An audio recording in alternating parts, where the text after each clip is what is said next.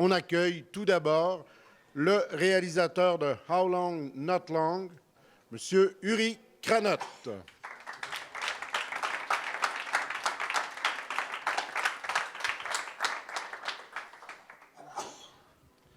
Good morning, Uri. Two films in competition in 2 years in a row. But first, I would like to congratulate you for the birth of your third son, Louis, who arrived 8 days ago. And by the way, it's the reason why your co-director is not among us this year.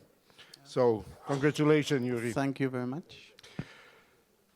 Uri, some sequences of your films are part of a documentary directed by Uri Gandini. Did you decide to make a personal film from the sequences you made for another film, or did you make your film first?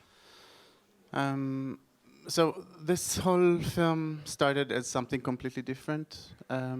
It was a commissioned work and a collaboration with Uri Gandini, who is an Italian-Swedish documentary filmmaker, quite a famous one.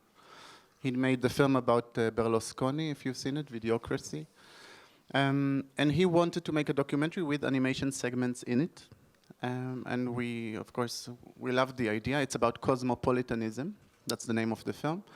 But we also wanted to be able to use whatever is done, all the animation segments, that we keep it ours, and we can do some kind of a re-edit and make our own film out of it.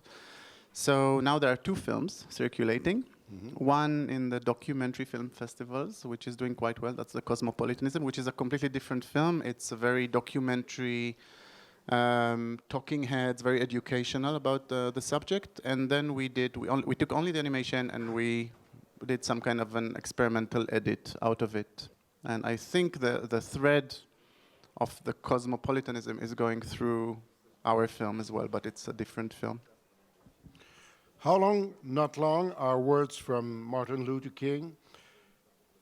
Were they at the beginning of the project, of your personal project? I think what happened, because we're using found footage, the whole film is based on found footage. One of the really short pieces was from the How Long speech by Luther King Jr. And then, you know, by listening to it, it just became something.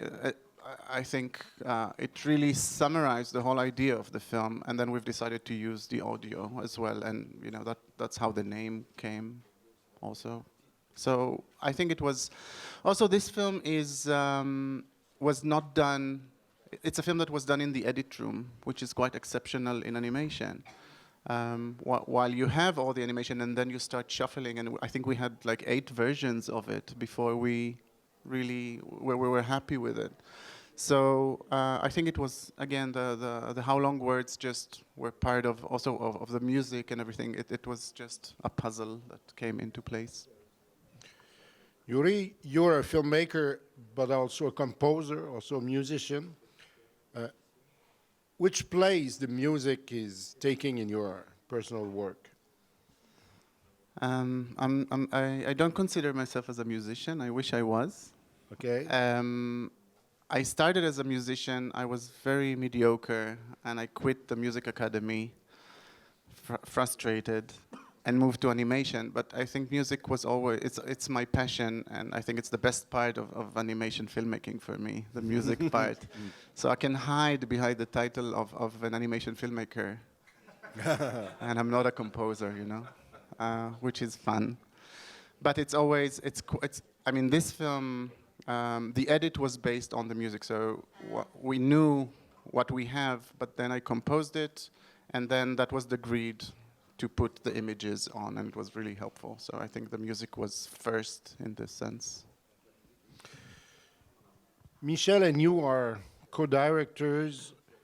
So how do you decide who will do something and who will not? When you work together, how do you split the work? Yes, it's a constant fight. Okay. I think each project calls for something else, and I think in the last couple of years we've split the work where Michelle is the artistic director mostly. She's in charge of the look, especially when on this technique, on the paint on footage. I think it's kind of her forte. And I'm more in charge of storyboarding if needed, edit and music. But it depends, because former projects it was more a collaboration where we did everything together. So. Okay. We have Michelle on Skype here. No, it's fine.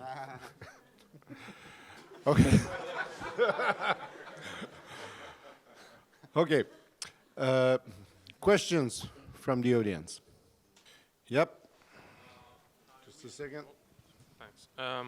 I want to ask on the eyes of the character.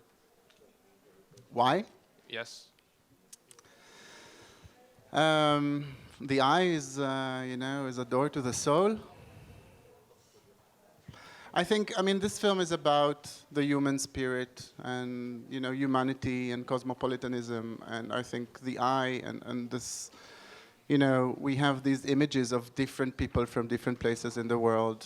But I think we tend to forget. We put an emphasis on what are the differences between us, and we forget that there are more things that connects us and are similar. And I think through the eye, it's a reminder that we're all human beings. Okay, thanks. Another question? Yep. Bonjour, je trouve qu'il y a beaucoup de similarités entre votre film et un documentaire qui s'appelait Visitors de Godfrey Reggio, où on voyait des visages aussi qui se succédaient. Est-ce que vous avez cette sensibilité pour essayer de faire passer un message sur la durée en répétant des plans pour montrer les similarités entre les choses? Il y a beaucoup de superpositions dans votre film. On retrouve aussi dans le travail de Godfrey Reggio qui avait fait Naikoi Katsi sur un regard sur une civilisation entière. Yeah, I'm not aware of the example you just gave. I don't know it, but I think what we tried to do in this film was through repetition, both music and visual. It's a hyper manipulative film, I think. So in this repetition, we force you into, we trigger thoughts in your mind, and I think it's kind of a film that you can't escape. I mean, you can close your eyes or shut your ears, but I think that's what we try to do through, and also the technique itself, which is the paint on footage, is something that it's not realism, but it's very close to realism. It's very sublime. So I think all these elements causes, from the reactions I get, it's one of the films that people actually come and say, I was moved by it, and I think it's a sign for something. En fait, pour éclairer ma question, j'ai du mal à croire que vous ne soyez pas influencé par la musique de Philip Glass, qui faisait aussi la musique de Visitors, de tous les films de Godfrey Reggio, la trilogie des 4-6, si vous avez vu. Yeah, Philip Glass is a big inspiration, but I think this one is more Michael Nyman, niche rip-off, I think. A last question? Yep. This film felt very much as if it was part of a trilogy. I felt it came from White Tapes and the... Is there a link between that series of film, or it's just your ongoing work? Well, I think White Tape and Black Tape are connected, and they are considered political films or on the theme of a specific, place and time. This one being a commissioned work that was based on that work. I mean, Gandini approached us because he saw Black Tape and liked the style, and he wanted something in this style, so we kept on doing this. So I think beside the technique, I'm not sure it's connected. And also the next project we're doing is not exactly like that. It's also a very fast technique, and that's the reason, one of the reasons I'm here again, which is nice. So I really, do fast films. I think it's very, it's a very releasing process, isn't it, Theodore? Yeah. So, but they're connected in some way, yes. Yeah. Thanks. Thank you very much, Uri. Thanks. Uri KRANOT. Thanks for having me.